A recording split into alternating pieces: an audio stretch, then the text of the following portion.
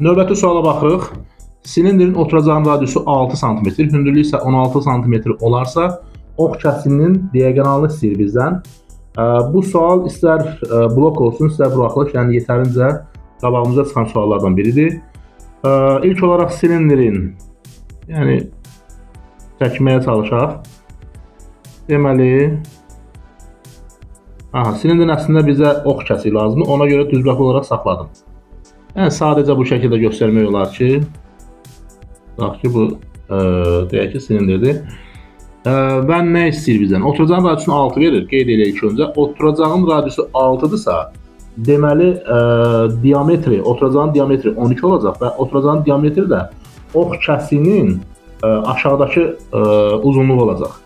Yəni, bir növ eyni götürək. Yəni, 12 sm bu şəkildə qeyd olunacaq. Burada hündürlüyü də 16-dır.